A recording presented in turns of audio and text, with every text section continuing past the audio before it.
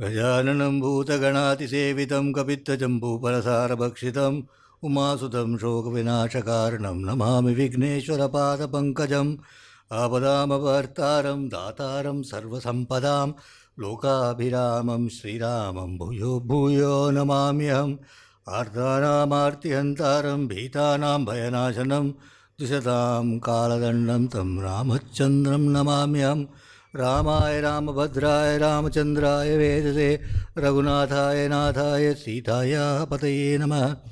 कूजन्तं राम रामेति मधुरं मधुराक्षरम् आरुह्य कविताशाखां वन्दे वाल्मीकिकोकिलं वाल्मीकिमुनिसिंहस्य कवितावनचारिणः शृण्वन् रामकथानादं को न याति परां गतिं गोष्पदीगतवारीशं मशकीगतराक्षसं रामायणमहामाला रत्नं वन्दे नीलात्मजम् अञ्जनानन्दनं वीरं जानकीशोकनाशनं कपीशमक्षहन्तारं वन्दे लङ्काभयङ्करम्। ततो रावणनीतायाः सीतायाः शत्रुकर्षणः येष पदमन्वेष्टुं चारणाचरिते पथि. Shatrukarshan Hanuman, the tormentor of foe Hanuman, then he set out, he was ready to set out in the path of the Charanas to discover the whereabouts of Sita who had been carried away by Ravana. And how was he looking? The ape, Valmiki says, the ape with his neck sticking out and head high, like a lordly bull. Antaram Tirtha says, in the cattle fair of Tiruvannamalai, which is held during Deepam time, 50,000 cattle will come for sale and purchase. In a huge herd of cows, the bull will be there, standing. And he doesn't need a placard saying bull, bull. You see, you know, this one. It will stand like that. You don't have to stand outside the airport with a placard for him. You know, this is a bull. Like that, Hanuman, like a lordly bull. Head held high, neck out. He's looking. He stood on top of the Mahendra mountain. And the top of the Mahendra mountain was multicolored because of many mineral ores of the mountain. So there were rocks of dark red, there were pale pink rocks, leaf green rocks, salt and pepper colored rocks, all of them on top of the mountain. Sasuryaya Mahendraya Pavanaya Swayambhuve Bhutebhyaschanjalim Kritva Chakara Gamane Matim. So he raised his hands in salutations first to Surya. Surya, who was his first guru. Sometime we will go into that significance of this Surya being the guru of Hanuman. But Surya is the guru of Hanuman. Surya is the father of his master in life. His worldly master Sugriva's father is Surya. His spiritual master Rama is Surya Vamsha. That Surya he first prays. And then he prays to Indra. He's standing on the mountain of Indra, Mahendra mountain. Indra, whom we saw tucked away in that little story which was told by Nishakara to Sampati, that Indra, who had given that Amrita-like food to Sita so that she could carry on her stay in Lanka without eating anything. That Indra who is the father of Ali, to him was the second prayer. Then he prayed to his own father Vayu, whose full blessings he needs today as he goes on that 100 yojanas flight. Then he prayed to Swayambhu Brahma and then to the Bhuta Ganas of Shiva, and he set his mind to start off.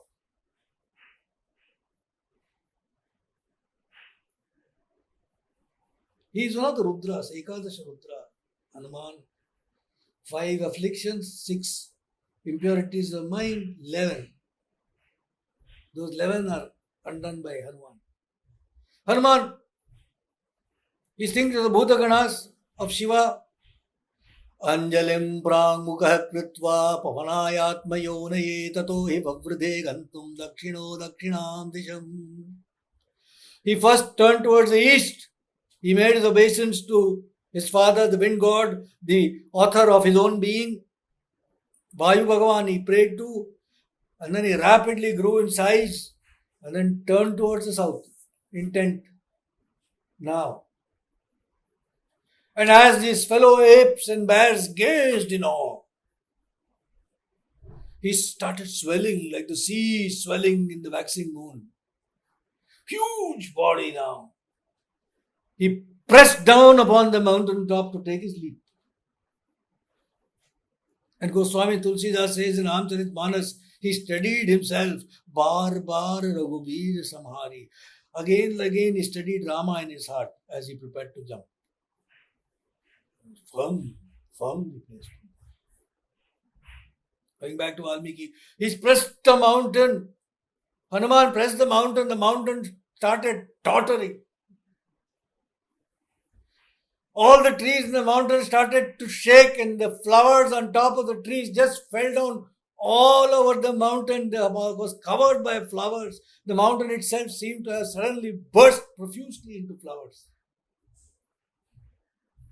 Pressed by him of incredible strength, the mountain started pouring out water like elephant's ichor coming out when it is in rut. Like that, water started gushing out of the mountain. Pressed down by that great ape, the mountain exposed to view streaks from the veins of gold, silver, etc., ore which were there in the mountain. They started appearing as streaks pressed by Hanuman's feet. And all the creatures who were still inside the caves of the mountain suddenly found the caves crushing down upon them, and they started clamoring. They started putting up huge cries of distress which filled the sky. And serpents, huge serpents, with massive hoods bearing swastika marks, they came out of their holes to see what was happening. And they started spitting fire. This fire they were spitting here and there, and in anger and in bewilderment, they started biting every rock with their fangs. They started pushing their fangs and biting deep into the rocks. And such was the power of the venom that the rocks burst into flames and into hundreds of pieces. And the antidotes, the herbs which are there in the hill, which are natural antidotes to the venom of these serpents, could do nothing. Such was the ferocity of the venom with which these snakes were going out.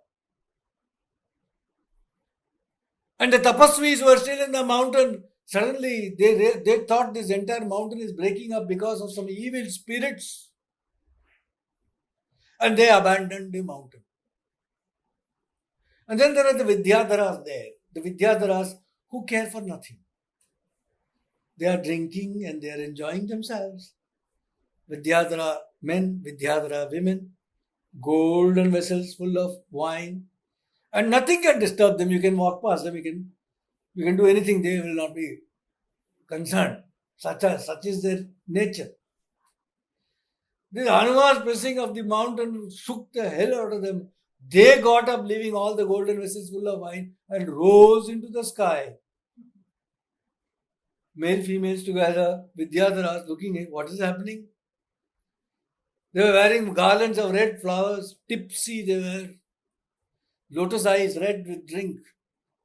And they rose into the sky, and their women of Vidyadharas who are wearing pearl necklaces.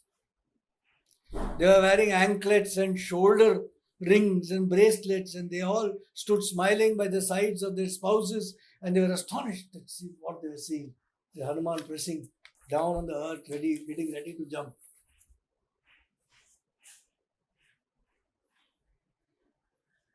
And then they heard the rishis who had realized the self. The rishis, Siddhas, Charanas, etc. had come assembled in the sky. Self-realized rishis are assembled in the sky, and they were telling everybody around, look, this is Hanuman, the son of wind god. Esha Parvata Sankasho Hanuman Marutatmaja Titirshati Mahavegas Samudram Makaralayam. He is Hanuman, huge as a mountain, endowed with immense speed. He is preparing himself to jump across the sea. He is going to jump across the ocean, home of monsters of the ocean. He is attempting all but impossible tasks in order to please Rama. For the sake of Rama and for the sake of the apes, he wishes to reach the other shore. Is the announcement made by the rishis from the sky to all around. And Hanuman of mountainous size now, he shook his fur, he rocked a little, and then he let off a great shout, like a huge lion giving a thunderous roar. In Olympics, etc., when you see that snatch of the weightlifter, huge weight, before he's going to lift it finally, he'll not shout, he'll shout. Then he'll try to snatch that 250 kilograms. Hanuman screams, a loud roar he gives. And then, like the Garuda whipping a snake, the Garuda, a huge snake, the Garuda picks it up and flies into the air. I will whip it. Like that. Hanuman, he whipped his tail. Attack, he just whipped his tail. And the ape then fixed his arms, which were looking like iron clubs, huge arms, firmly on the mountain. And he crouched his waist. He contracted his feet. He drew his arms to his shoulders. And Valmiki says he shrunk his neck into himself. Shrunk his neck. The great hero Hanuman, he mobilized all the energy and strength and willpower. Margamalokayan durat urdhvam pranite kshana rurodha hridaye pranan akasham avalokayan. Then he cast his eyes far to look all along the way that he was going to take. Seeing the vast sky, he took a deep breath and he held it. Hanuman, the foremost of the apes, before he left, he addressed his fellow apes and he told them, Yatha Raghava Nirmukta Sharah Shwasana Vikramah Gacchetat Vadgamishyami Lankam Ravana Palitam. Like an arrow that has been released by Sri Rama,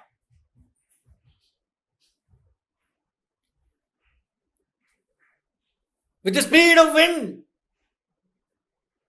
I will go to Lanka, which is protected by Ravana.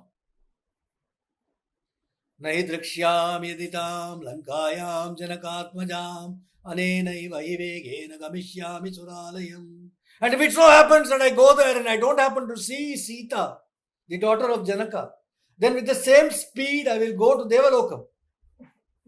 Yadiva tridive Sitam Nadrikshyam akradashramah Vadva rakshasa rajanamanayishyami ravanam.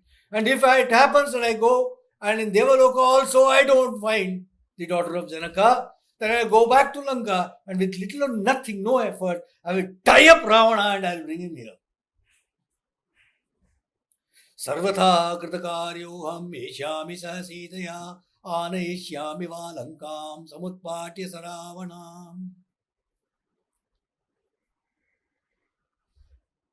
Whatever happens, I will fulfill my object in return with Sita. Otherwise, I will simply pluck Lanka by the roots and bring it along with Ravana. With that, he jumped.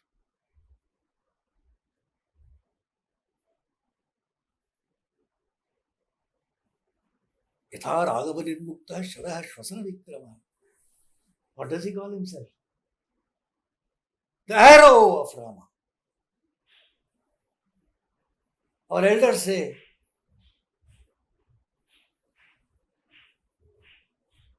that Sundarakanda tells you what is Karma Yoga.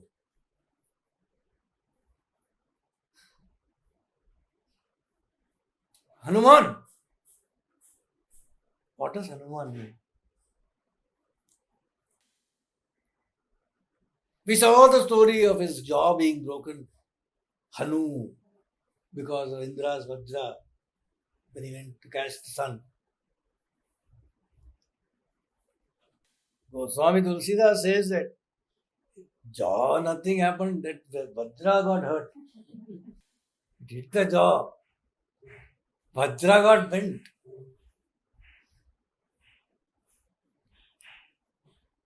Whose manam, abhimanam has been hanana, has been killed, is Hanuman.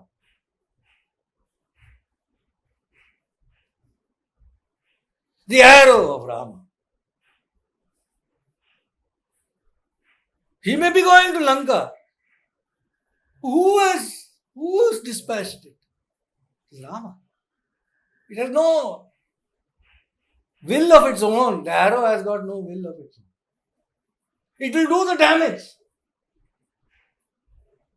It will go and do the damage. But it will not say, I killed. Yes, Rama killed. Does it mean it is not exercising? It's like an intelligent missile. It will be sensing this, do that, do this, that, it will do everything.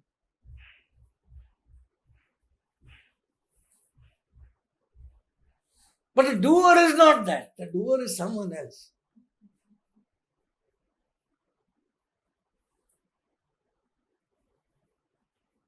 Later when he meets Sita in Ashokavana,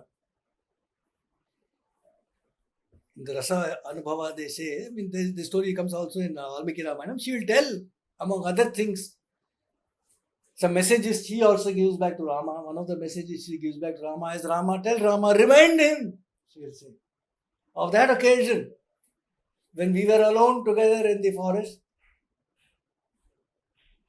and Kaka Asuran, the crow Asura, son of actually Indra, Jayanta, who had come as an Asura, as a crow, he had come and bitten Sita. When Rama was resting in her lap, her blood had fallen on him. Yes, he looked up and he found, what is the reason? Crow. And he realized in Asura, in anger, he plucked a grass, invoked Brahmastra and threw it on that. And then that crow went all over, went to Shiva, to Brahma, to everybody, and then finally he had to come back and do Sharanagati to Rama to be escaped. And then that one night, that story, all this that. But then she reminds, we'll go in detail later, but she reminds him of that story. She says, tell Rama of this story. That Rama, whose arrow chased that Kaka, Sura, everywhere, what is he doing? What is he doing? So the Rasanubhava, they say, Hanuman asked her, what arrow? He said that was, he threw a grass piece. No, the grass piece, what grass piece? That was the power of Brahmastra he had invoked, she said. He says, Mother, how do you know he is not sent another arrow? So where is the arrow? It is in front of you.